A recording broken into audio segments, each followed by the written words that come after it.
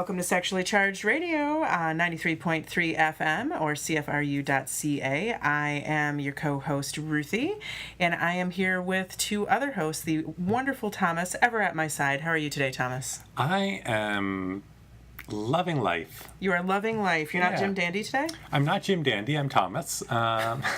See? Oh my gosh, I really am like a 1950s. I know you are. I've got the puns. You're adorable. You're adorable. God. And our other co-host today is Aaron. How are you today, Aaron?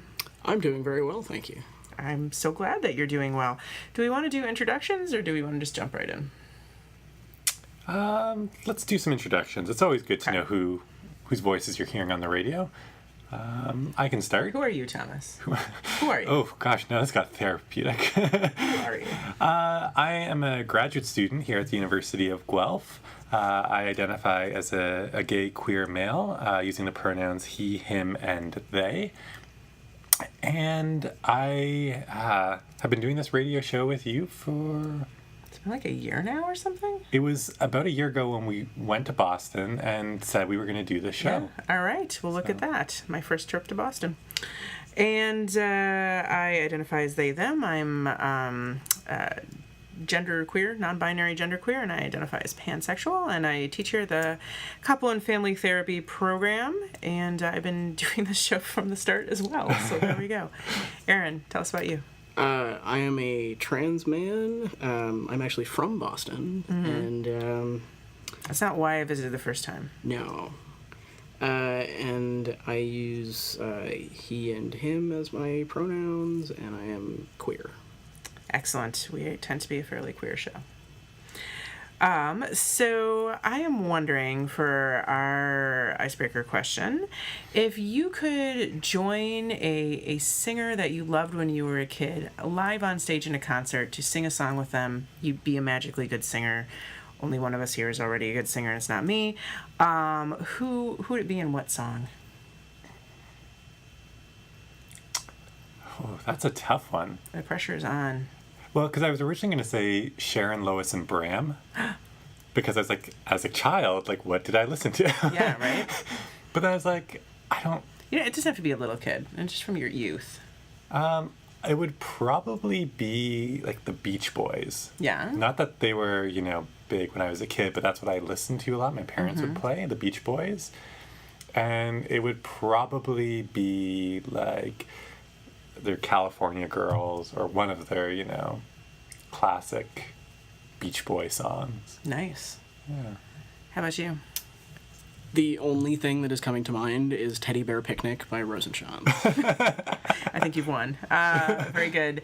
Well, gosh, what was I listening to when I was a kid? You know what? I'm just gonna have to go with New Kids on the Block, and I'm not gonna say Hangin' Tough.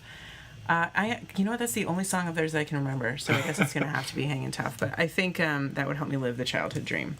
See, it's a hard icebreaker to just, throw at someone. Just put it out there. I mean, I also, when I was a small child, I did disturb my parents by singing Madonna songs in public with choreography I made up myself. So that might be a runner-up question. I disturbed my parents by not knowing who Bob Dylan was when we were on our way to a Bob Dylan concert. Oh, we were playing. What were we playing? We were playing a card game, Apples to Apples, with some kids, and the kids were pulling out cards like Bill Clinton and Hepburn and stuff, and like, who is this person? It's making me cry. Okay, totally different subject, but we have an important question that was submitted, and there's lots of ways to send questions to us. One of them is to email us at asksc, for sexually charged, at uoguelph.ca, but sometimes people contact us in different ways for questions too. A number of questions were collected at a local Pride event within the last few months, and so this question was submitted there specifically for the radio show. Sometimes, a lot of the time, I go to a different place unintentionally during sex. I see images, places, feel different environments, but I want to stay where my body is and my lover is. Any ideas? P.S. I am an abuse survivor. Initial thoughts? Well, my first thought is to thank the individual for opening up about this topic. I think many more people experience this than we talk about, and this is a great topic for our show, and hopefully together we can come up with some things to assist this individual or to just assist this topic going further. So I guess my first impression is just gratefulness. First thoughts, Aaron? I would say that it, dissociating from what's going on when you're having sex. I mean, I would say that my first thought would be just to reconnect with your body, whether it's sexual or not, and to I guess just be gentle with yourself. That not really being there is escaping from what the situation is, and that if you're to make sure that when you are doing this, that you're doing it because you want to, that you're not trying to escape from something because it's not fun, that you're not doing it out of that you just feel obligated to do this but you don't like it, kind of thing. My first thoughts is kind of thinking about this on two levels. And first of all, saying that for all people, whether they are an abuse survivor or not, it's not unusual to distract yourself or kind of put yourself in a different place. And so there's that level where, for many folks, it's difficult to actually concentrate on the sex you're having while you're having it. And then there can be an additional layer of that as an abuse survivor. But I also want to put out that it's not specific to abuse survivors of this sort of situation happening. And that can be for a lot of different reasons. So there might be multiple angles to look at this from, or multiple layers, and to just be aware of that. And then there are also people who find it a very spiritual thing to go to different places and different environments while they're being sexual, and it doesn't have anything to do with any kind of trauma or problem. So it's hard to know from this, but the fact that they put the PS in about being an abuse survivor makes me lean a little more in that direction. But those were some of my initial thoughts. So this person wants to stay where their body is and where their lover is. That was a really nice sentiment to me. That was very striking to me, of wanting to be not just present in themselves, although that's half of it, but also really present for the partner. That seemed to be that struck me as very caring. Yeah, I absolutely agree. There's this othering, maybe that's not the right term, it's otherness. That's that the focus really strikes a chord. But I kind of want to echo Aaron's point about, while focusing on the other is good, understanding yourself and where you're at, sometimes we do need to prioritize that in order to then think about others. And so it's not always a nice consecutive process, do one thing and then the other, but sort of a back and forth of checking in where you are in order to then help you check in and be with the other person. So in my experience, I deal with a lot of anxiety in my life, and generalized anxiety. And so during sex or during romantic relationships or emotional relationships, I can often get pulled to this place where my anxiety takes me. And it's sort of a whole other level where I've stopped being present. And then I try to force myself back to the moment. But by doing that forcing of myself to be present, I'm actually causing myself more anxiety, and it's pulling me away from the moment even more. Now, that might be a very different experience than someone else is having, and I'm just trying to speak a bit from my position. But it just, almost the more I fought my anxiety, the worse my situation got. And so I had to look for other techniques rather than sort of pushing it. Yeah, so sometimes a bit of that sounds like it's helpful. Like there's a helpfulness in it, but then too much or too far is also not helpful. And the pressure we put on ourselves to be present doesn't necessarily help us enjoy the experience anymore, even if we're sort of there more in some ways, but not others. Yeah. You have a thought?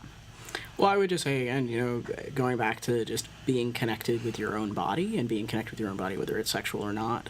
So maybe, something like meditation, or something like, doing other things that, we talked about in another episode, where you go back to things that are sensual but maybe not sexual. So being connected with what your body is feeling and, what various senses are doing with something like, I know there's an exercise you can do where you're eating a bite of food like a raisin or something, and you you just pay attention to, well, what does it feel like, and what does it taste like, and what does it feel like in different parts of your mouth, and you take a lot of time to do that, and just kind of think to yourself about what's happening at all those times, and it can help you just connect more with what you're feeling and what you're thinking. And I think that if you can connect more with yourself and with your body, and be okay with your body doing different things, that could also translate into being okay with your body at sexual times too. Absolutely. I'm thinking about knowing what things draw you away from your body and your partner, and what things bring you back to your body and your partner. And if your partner or your lovers can be a good teammate in figuring that out. So if you know that, there's certain things that your body remembers or your mind remembers, or maybe you don't know if you're remembering or not, but they tend to build towards unintentionally leaving during sex. Getting to recognize what leads in that direction so that you can intercept a little bit earlier and bring yourself back. But it doesn't have to be a chastising thing or a harsh thing. It can be another type of activity, sexual, sensual, or even taking a break, that helps to return you, and you can begin to explore how far you can go with things that lead you away but you want to be doing before you need to return back, and kind of build up, almost like working out a muscle or something. Yeah, I really like when you emphasize there about taking breaks, because I think sometimes it's that sense of, well, we're in the middle of this, we just have to keep going, or I have to just finish this. Got to push through. And but using that sort of temporal space to just say, okay, we're just gonna give ourselves however much time we need to take care of ourselves and take care of each other. I've heard from some friends lighting a candle and adding sort of a scent to the room, because been useful at helping them kind of focus in on something else. So getting to that sensual side you had talked about. Well, things that remind you where you are and that you can reconcentrate on to reground you. So, I've worked with people where, for them, it's one particular example was that they would paint their fingernails in a really bright color. And so when they felt themselves slipping, they could redraw their attention back to their fingernails, the texture of the nail polish, the bright color. They could often put their hands somewhere where they could see them, and that was for them a positive trigger in reminding, like, okay, I'm here now, I'm looking at this color, I'm bringing myself back to this place. But that can be with any type of sense, right? That can be with smell or sight, or things that you ask the other person to say to you, or things that you ask to say to the other person, putting on music. It kind of depends on the level of dissociation, right? Well, and I know there's a lot of exercises that you've done before with also connecting with yourself, but also connecting with your partner. That it's not just being here with your own body now; it's being here with them. And it sounds like the person asking the question expressed an interest in being there with their partner as well. So maybe, again, doing things that are more sensual and less sexual to build things with each other. Paying attention to smells and tastes and feel and how things feel and things like that. I really like the idea of having something to focus on or something to distinguish it from other times. I think you could also ask your partner for some feedback if they feel like you're not really there, that, maybe changing something when that happens. I think there's probably certain positions that could be easier for that than others. If if they are a person who's experienced trauma, then maybe things that are less reminiscent of that trauma. Maybe ways that you can look at the person while that's happening instead of just totally going off, in your own direction. And remembering that sex and sexual activity doesn't have to be super heavy, right? I mean, it can be lighter. There can be conversational elements to it. It doesn't have to be everything in a date or whatever you want to call it. You can spend some time doing things that it's easier for you to stay present for, and just make that the whole date. And so to have some positive experiences of being more or less present throughout the entire thing, even if it isn't all the things you hope to do during a date while you're present someday, but to work your way there. All of this really relies on having a partner who's a good teammate for this stuff. Yeah, and just before we get into talking about the partner, I just want to remind listeners that you're listening to Sexually Charged Radio on CFRU 93.3 FM or CFRU.ca. You can also listen to us online at YouTube by searching Sexually Charged Radio. And if you have any questions that you would like us to talk about on our future shows, Ruthie, how can they get in touch with us? They can send us an email at asksc for sexually charged at uoguelph, guelph.ca. And these questions will be fielded by student interns at Student Wellness here in the University of Guelph, which is part of Student Affairs, who do so much to make this radio show possible. So one of the suggestions we're coming up with have to do with having a repeat partner that you can really entrust to be helpful or understanding. And that isn't the case. Either partners, maybe we all shine in different ways, and maybe that person just isn't like that during sex. I mean, it's not even that they're a bad person. Maybe they're just not the best teammate for this. Or maybe you're having casual sex or lighter sex, or you don't want to tell people about this. What would our suggestions be for these sorts of situations? I have one.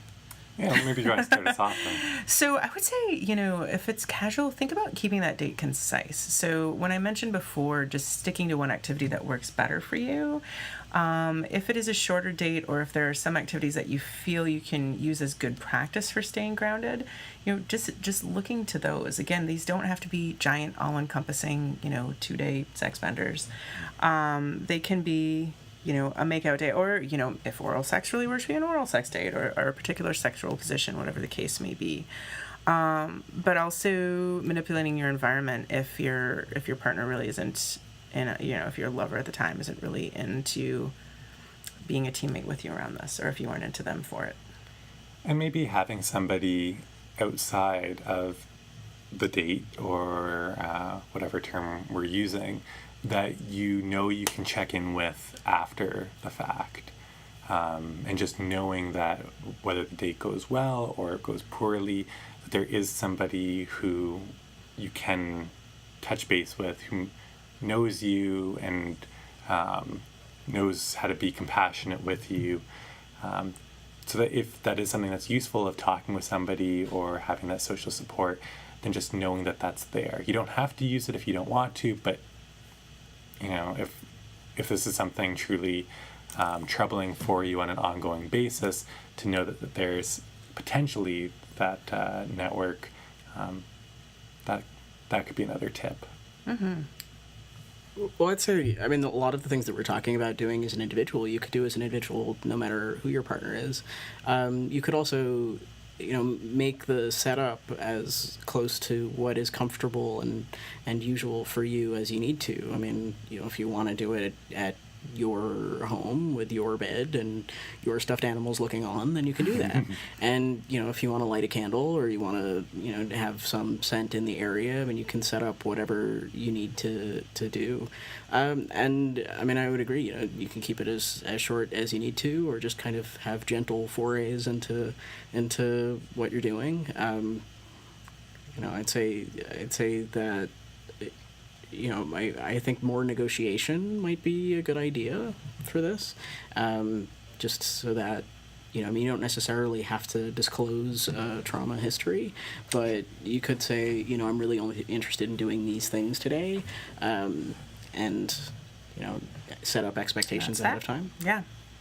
So I'm also thinking that, these are not things that everybody. Well, okay. So there's a bit of a stereotype for people who are trauma survivors that their partners are there with them in spite of the fact that they're a trauma survivor, that this is a burden that you put on a person if you ask them to be your teammate and trying to work through these things and figure these things out. So I think that we could address this a little bit as well. And first of all, being a trauma survivor is an incredibly common experience of one type or another. And this person says they're an abuse survivor. They don't say what type of abuse or what kind of trauma it is. We might have made guesses or we might not have, but if we look at all these types of abuse, it's not unusual. It's very common, and different people will have different levels and types of ongoing impact, or sometimes no impact at all, and that's also fine. And in a lot of the work that I do around trauma and outreach, I really to try to confront this notion that you have to be grateful for someone to be your partner if you're an abuse survivor. And that's just some crap right there. Yeah, I mean, above anything, we all are special human beings for who we are and deserve love. Mm-hmm. And that can take a long time for any of us to come to terms with for any number of reasons. But from those of us on this show to you listening, you are loved. You are special to us. And yeah, I just felt the need to reaffirm that. Well, and we all have baggage in different areas, right? And I know it sounds glib to say that. So if you're a person who dissociates, has a strong trauma reaction during sex, you're thinking to yourself, yeah, it's easy to say that everybody has baggage, but somebody else's baggage is that, they feel nervous at parties, and my baggage is that, I forget who I am and where I am where I'm having sex. Like, these seems like two very difficult things to reconcile and say that we all have baggage. But we all look to each other for a sense of understanding, right, around where those things are. And there's also a tremendous amount of intimacy and knowledge that an abuse survivor can bring in from those experiences with another person. So inviting someone to be your teammate and working through these things is an intimacy builder right there, and is an opportunity that might not be in the relationship otherwise. And it's also an opportunity to build something unique in your sexual relationship with that person. You can't necessarily take all of the same things for granted that maybe some other people can take for granted in their sex lives who don't have these reactions. And so being able to open those doors and have those deeper explorations because you're not taking those things for granted can be so beneficial to a relationship. And so it brings a lot of strengths in that way as well. Did you have something you want to say? No, just taking a look. So making sure that the people you're partnering with aren't there in spite of you, and that you don't see yourself as being with them in spite of you or in spite of the sort of situation. And if you find yourself having a lot of trouble staying grounded with particular partners, also just being aware, like Erin said, maybe this is not the time or place, and maybe this just isn't the person. Maybe you're just not getting a good enough feeling from this person. And that can also just serve as a great warning flag around those things too, that maybe this just isn't, maybe it's not you, maybe it really is them, Yeah, or it's the time, it could be an external influence of different things. The question I kind of want to pose to both of you is around seeking external assistance. So this individual wrote to us and looking for ideas. What are your thoughts around other avenues for people they could talk to? Not specific people, because we don't make recommendations on the radio about that, but types of professionals or people who don't have to be part of a professional association. Sure. So, I mean, I think maybe the first answer that will come to most people's mind is finding a therapist, right? So you can also, it is totally okay to call therapists ahead of time and ask if they work with the issue that you're talking about and what level of training and experience they have with that.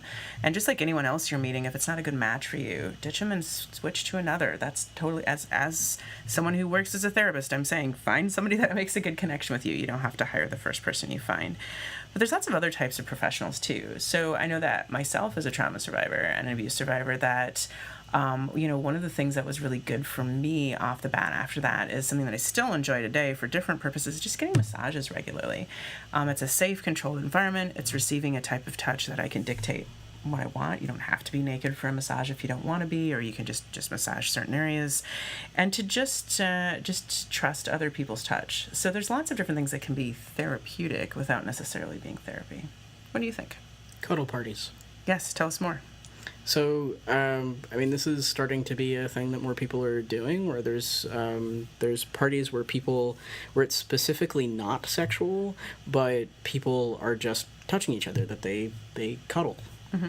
And I think that, I don't know whether this person is comfortable with touch in general, or if they're kind of dissociating specifically with sex or with other stuff. But I think that getting a massage or doing classes where you end up massaging each other or something like a cuddle party would be a great way to get more in touch with being able to be touched and have it be a safe thing. Mm-hmm. Yeah, I think both, really great suggestions.